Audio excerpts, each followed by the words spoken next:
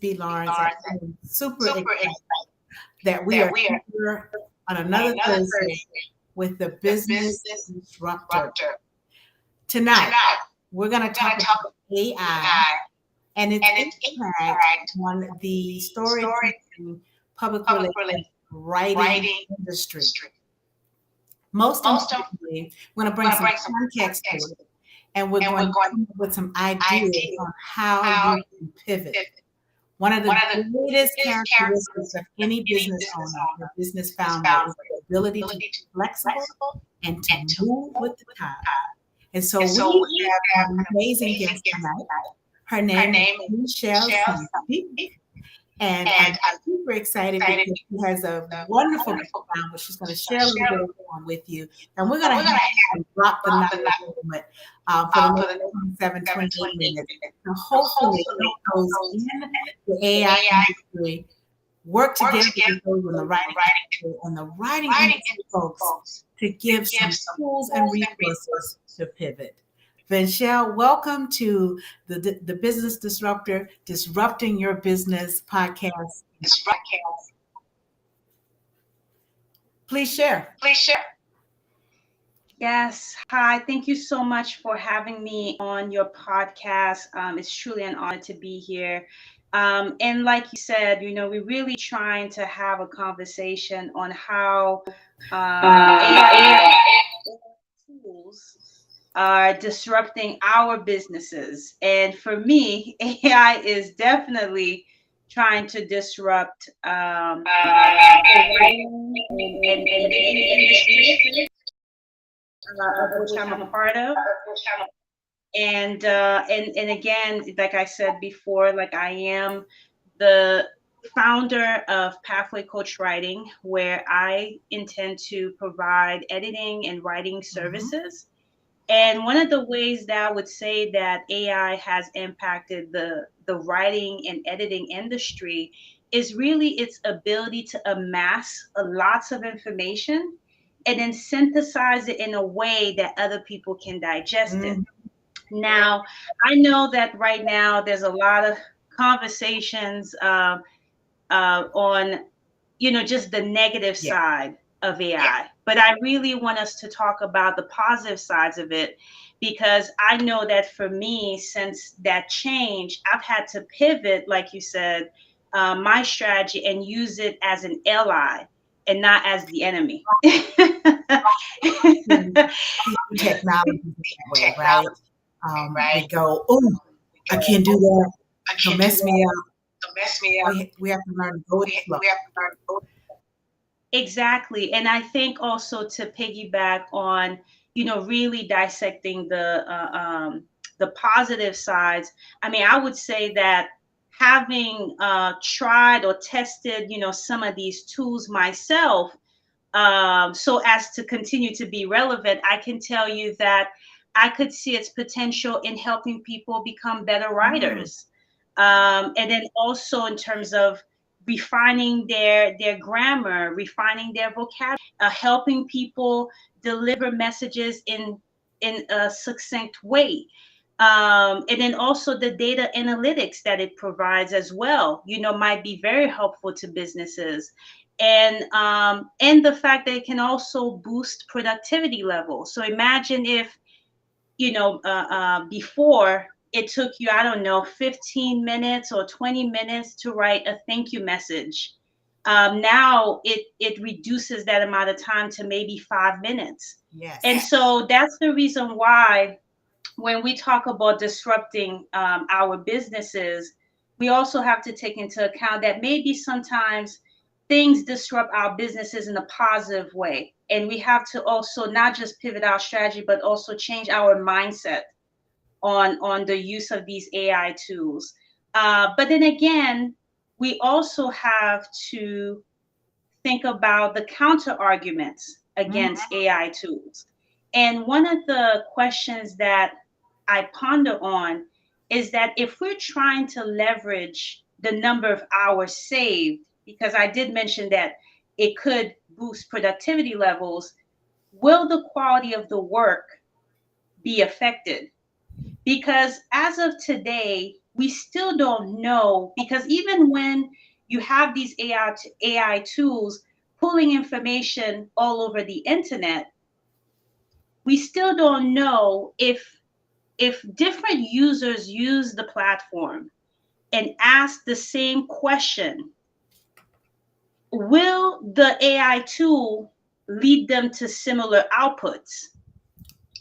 Right. Another question to take into account is the output of the request, be it a question or a command, dependent on how a user asks a question? And I like to think of these questions as exploratory questions, to help us gauge how we can continue to use those tools as allies and not as enemies in the process. Well, that's the key.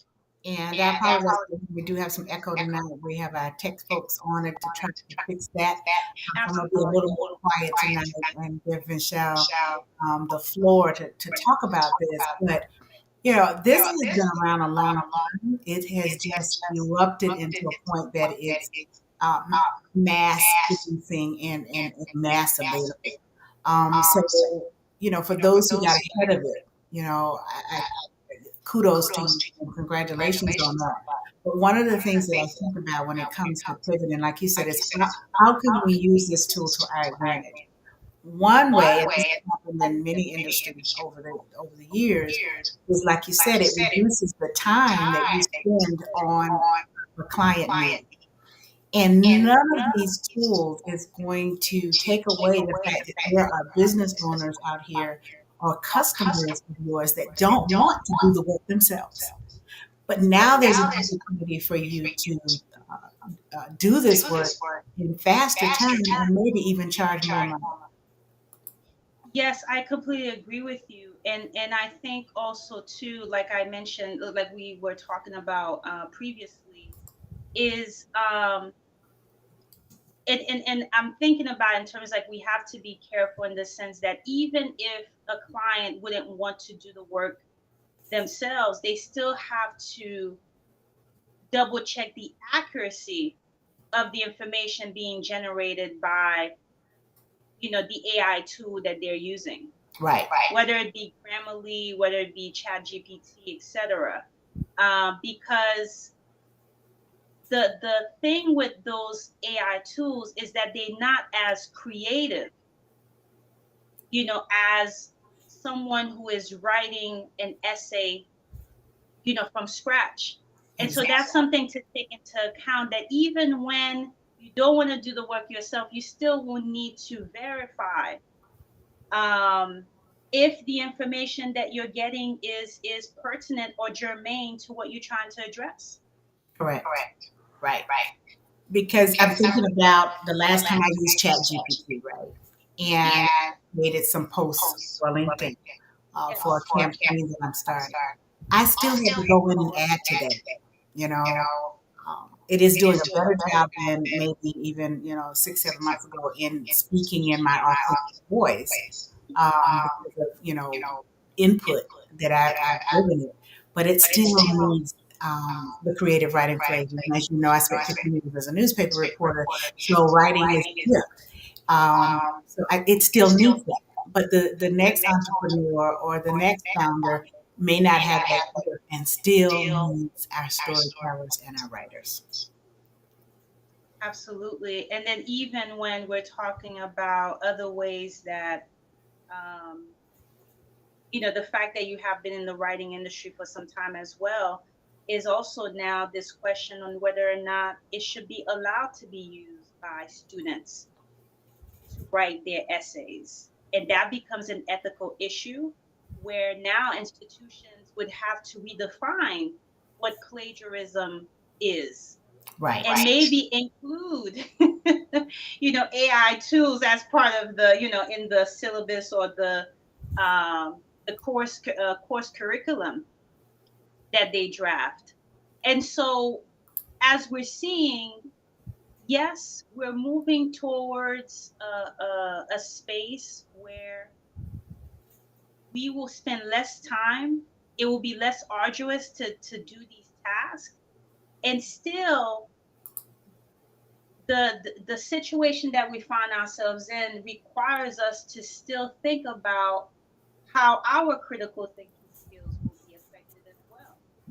Because it could be easy, I think, to use an AI tool um, as a teenager and just not really put a lot of effort into whatever you're doing. Exactly.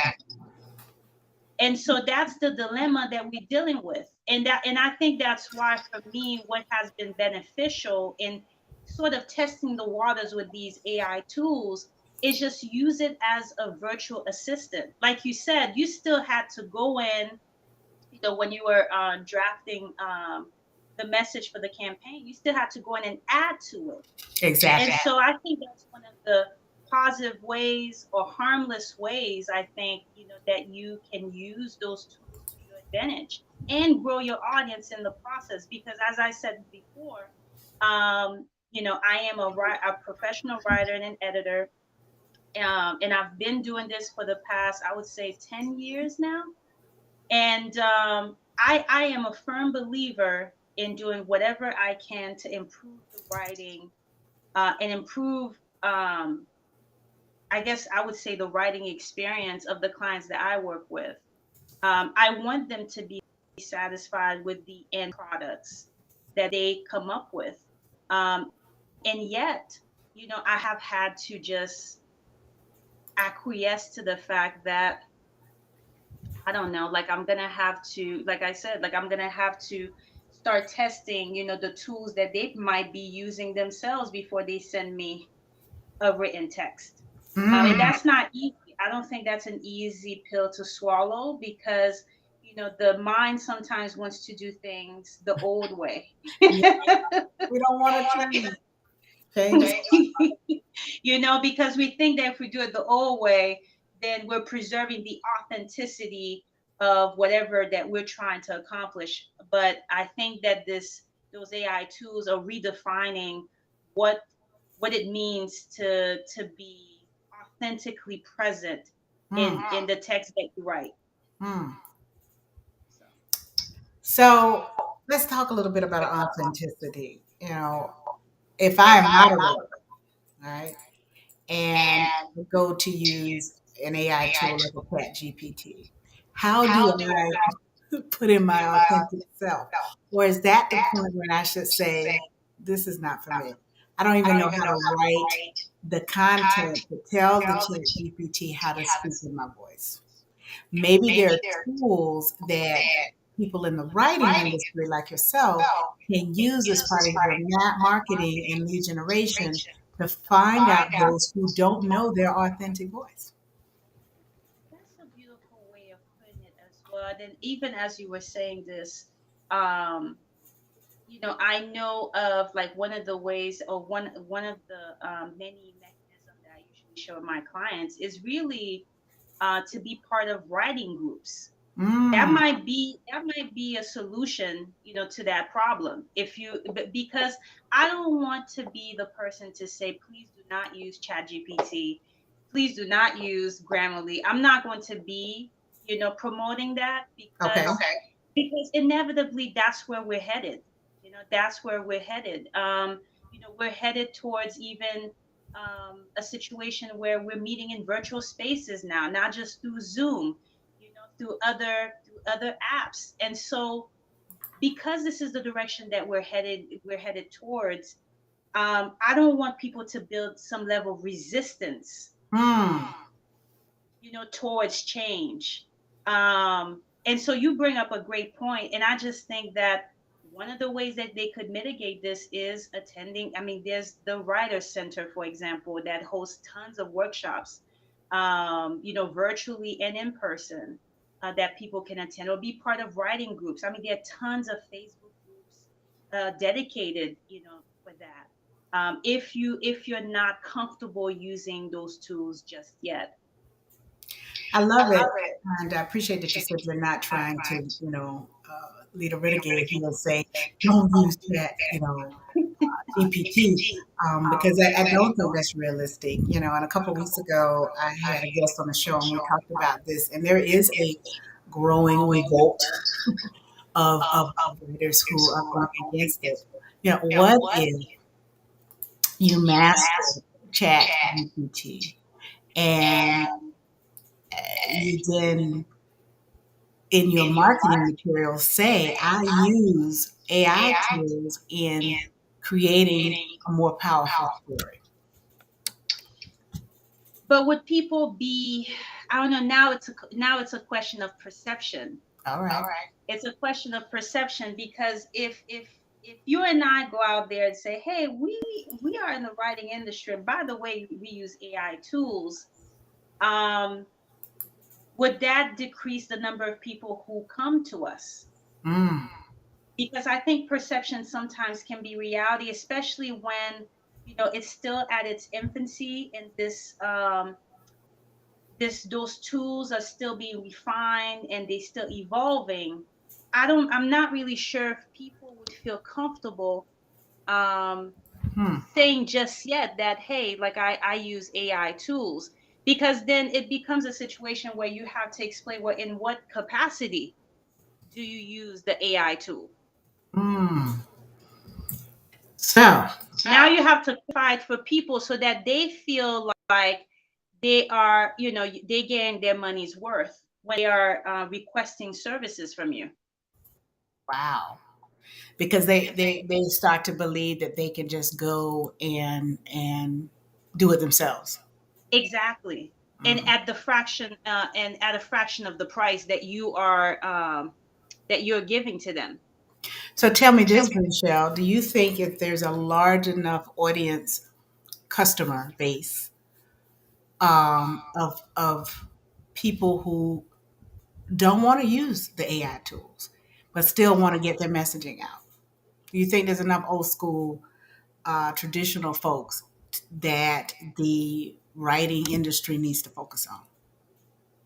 Yes, I do believe so, because I think that's the reason why, you still hear about or get emails, from writing centers, Hmm. or for writing conferences. So these are not going to go away, because I think that people are smart enough to understand that even when you have these tools available to you, there's still going to be some people who want that personal experience of being part of a group and working in a community of writers. And so I think we're here to stay. I think even if AI is around, they will always need a human behind behind the screen, behind the pen, as I should say. But I think there's still a large number of people who may not want to use AI ever. So then, is the fear real? The fear that writers have that they're going to be displaced?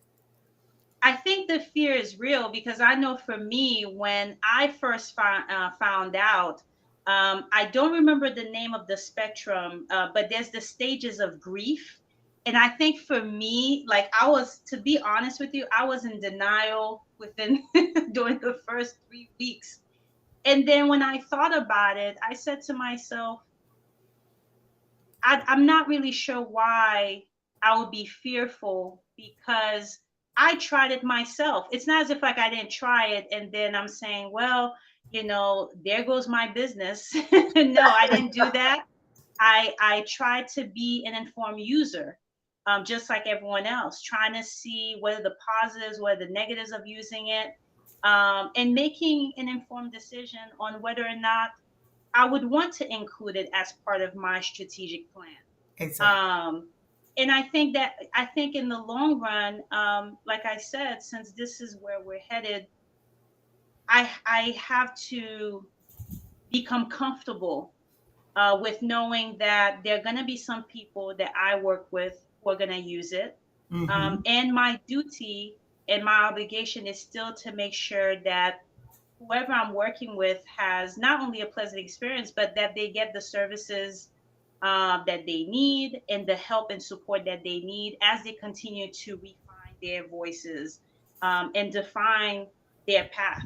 So, And like you said my strategic plan, and I think that's a critical part of the work to be done. The time of flying by the seat of our pants and doing business as it comes and depending on word of mouth and all those things are over, behind us, don't work, zip zap, let it be, right? And so we have to have a strategy. Are you going to choose to incorporate AI tools in your writing business? Are you going mhm, to choose not to? And regardless, there's no right and there's no wrong. Just choose. And when you choose, you then have to have a strategic plan that takes you down that path that you chose and be comfortable with that. And so I think that's what we're saying. But I do believe, as we kind of wrap up our time here, that there is an opportunity to hold the development, the technology industry behind these AI tools accountable. If we go back to, the time when the auto industry began to change and robotics became a big part of the auto industry, um, you know, we had to hold the auto industry accountable. We had to say you cannot, it's not okay, even though they did it initially, to just displace hundreds of thousands of workers who were, dealing with a manual system and a hands-on system of creating automobiles. Now, of course, the arguments was faster to use the robotics. It was less costly. We know that went out of the window because, the cost of cars went through the roof. But the point is, they were held accountable and had to begin to shift on how to retrain workers and bring them back and find other ways to not displace humans. And so, how do we hold? You have any thoughts on how we hold the technology industry behind AI and what it's doing and could possibly do in displacing storytellers? I think when we're talking about, holding these institutions accountable, I'm not really sure why the word boundaries keeps coming up. I'm losing you a little bit. Yeah. Can you hear me now? I think Now we're I can. having some Mhm. technical Thank you. difficulties. Yes. Yes. But I was just saying that when we talk about holding institutions accountable, I'm not really sure why the word boundaries keep coming up for me. And I think that they're going to have to define, and hopefully with the input of users, a criteria that they can use to censor, certain types of commands that could lead to disastrous outcomes. Right. Because that's why I was very careful to say in the beginning that we still don't know yet if, you and I go and use an AI tool, we ask the same question, whether or not we're going to be led to the same result, or maybe led to a black hole altogether. And Right. so I think that they would have to define a set of parameters um, that ensures that people do not misuse the tool. Right. Like I think about writer's infringement, right? So I create my posts and somebody else creates posts. How do we know that it's not going to be a duplication of content? And then I'm accused of stealing somebody else's ideas. Well, clearly it doesn't really belong to us because we're using an AI tool, but, Exactly. prove that, right? And Exactly. so you're right. Because There are a lot of unknowns.